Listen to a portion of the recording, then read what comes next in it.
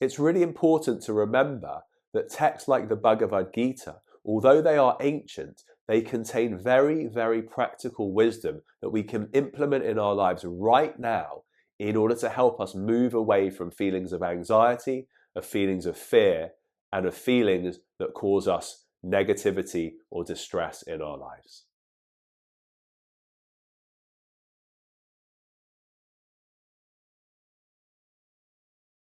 Welcome everyone, my name is Darren. I'm a yoga teacher, a yoga therapist and a yoga teacher trainer, and on this channel I try to bring insight into topics related to yoga to help develop our practices and our lives on and off the mat. One of the things that I've been asked about quite a lot recently is how yoga can help in terms of unpicking stress and unpicking anxieties that may arise in our day-to-day lives. And one of the things that we try to do on this channel is to unpack these very, what we might call modern day questions, and see if we can answer them through the frameworks and through the texts that have been laid down in the yoga tradition. So those texts largely are the Yoga Sutras that we've talked about a lot on this channel, but also as of this month, I'd like to start introducing some verses, some shlokas from the Bhagavad Gita in order to understand how this great Indic ancient text helps us to understand how we can transcend anxiety and how we can transcend stress in the modern world. In modern times, we notice more and more that our lives are becoming increasingly fast-paced, and this is something that I've spoken about at length on this channel. The faster our lives become, the faster we become enraptured or in some way entrained into emulating that pace that is all around us in our own lives. We're less forgiving with ourselves in terms of maybe slowing down. We're less forgiving of ourselves in terms of the kind of schedules that we put in place for our day-to-day lives. And as a result of that, we start to lead our lives at a pace that is quite frenetic and actually in some ways quite violent towards ourselves, which lacks compassion, which lacks the space to make room for being kind and caring to our bodies and to our minds and to our souls as well.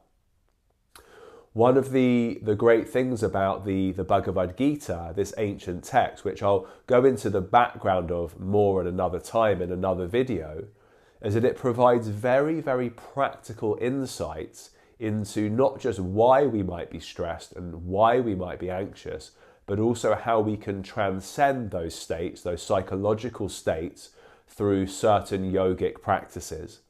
And often those yogic practices are not movement or asana based, because when you read the Bhagavad Gita, you notice that actually it doesn't really talk that much about those types of practices. These are more the kind of practices that, although they can be supported by our asana practice and our movement practice on the mat, are things that we need to bring awareness to and an intention to throughout our day-to-day life. So this is very much about our yoga as it relates to being off the mat rather than on the mat. So one of the key concepts that's related to us in the Bhagavad Gita, which is similar actually to the Yoga Sutras as well, is the fact that the cause of all of our problems, and also at the same time the solution to all of our problems, lies within the mind. The problems that we face arise in the mind because of the fact that we over-identify with our thoughts. In some ways we think ourselves to be our thoughts, and as a result of that, even though we generally have no control over the types of thoughts that arise in our mind, we pay equal sincerity and gravity to each thought that arises. So we get a thought and suddenly we start to energize it with our attention, and before we know it, we believe that we are that, or we think that this problem is absolutely impenetrably real. And the reality is actually that these thoughts come and go, and that through our yoga practice and through the guidance that we're given from the Bhagavad Gita, if we can learn somehow to step back from what is called the confusion of the mind, if we can learn to step back from just identifying so heavily with everything and every thought and every piece of content that flows through our mind, we might find that when we step back from that state of over-engagement and over-identification, we can find something more spacious, more stable, and more still, often called the silent witness, the place within us that can observe the things that are going on around us, but not be drawn into them, not become attached to them, and therefore not cause us to move into states of stress or anxiety based on the thoughts that are going on in our mind in any given moment.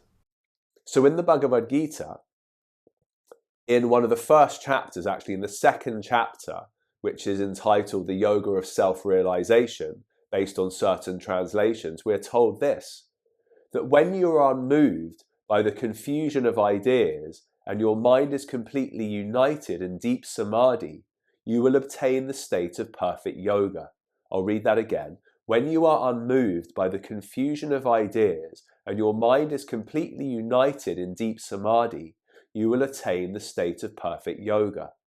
So this speaks to what we just mentioned, which is this idea that somehow our mind causes us confusion.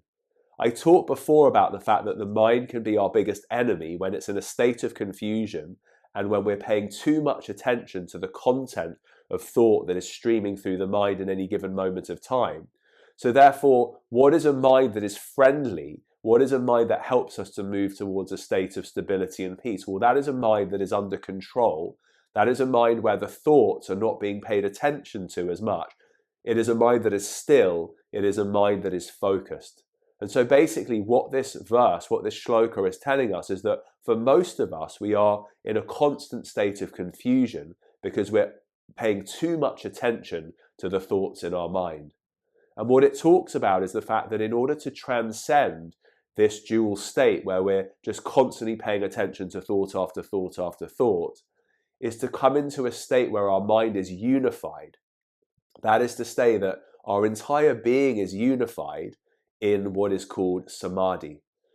Now, just very briefly, samadhi can be defined as absorption in the moment. There are many, many ways we can unpack this. It's a huge topic in and of itself. But for today, just think of samadhi as being absorption, being completely engaged, completely present, without thought, without wondering about the past, without wandering into the future, being present in the moment, engaged in what you are doing in a whole and complete way so that your awareness and your mind and your body and your thoughts and your words and your deeds are all aligned in one way. And essentially what the Bhagavad Gita says is that when we are in that state, when we are unified in that state, we have the capacity to step away from engaging in thought. We have the capacity to step away from the anxious thoughts. We have the capacity to step away from the thoughts that cause us fear, for example, because we are established in something greater, which in terms of the Bhagavad Gita is called the self, the awareness within or the divine presence within. It tells us that when we let go of the confusion of the mind, as a result of that, we find ourselves in a state of yoga. And a state of yoga can loosely be described as a state of shanti, a state of peace. It can be described as a state of svastha, a state of balance. It can also be described as a state of stillness.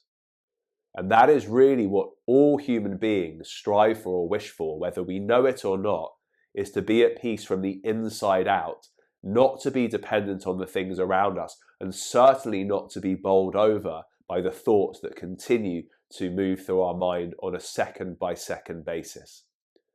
So this is very, very practical advice. It's essentially telling us that we need some kind of practice in our lives that helps us to be able to observe the movement of the mind without becoming attached, to be able to concentrate our minds in a way that can bring our mind to stillness so that we can unify into the moment and we can become completely present without thought of the past and without wandering into the future. And as a result of that, as we master that practice, we move into a state of yoga, we move into a state of union where we are peaceful, where we are balanced, and where there is stillness present and silence within. As a result of that, we find then that when the next anxious thought comes, when the next fearful thought moves through our mind, we can smile at it and say, "Hi there, nice to see you today." But we're just going to let you walk on rather than attaching to it and then allowing the cascade of sensations and emotions and actions and thoughts and words that arise from that to even have a chance of playing out. It's worth remembering that these things are called practices because they take time to develop. They take time to cultivate, and therefore we shouldn't be in a rush to suddenly expect that we can solve a problem, for example, of anxiety in a very, very short space of time without putting in the groundwork, without putting in the time to overcome these patterns. All we are really doing is replacing one pattern of mind, which is a distracted mind that follows the thoughts, with a different type of mind, which is a focused mind, which has the awareness and the ability to step back from the brink and not energize those negative thoughts, which cause us so much distress in our modern lives. So that's just a brief insight into one of the verses of the Bhagavad Gita, where Krishna is giving advice to Arjuna on the battlefield about how he can overcome his challenges in his life at that time. Arjuna represents each one of us that struggles in our lives on a spiritual journey to know ourselves and to find peace in our hearts. So as always, I hope that you have found this video useful, and I look forward to seeing you again very soon. Namaste.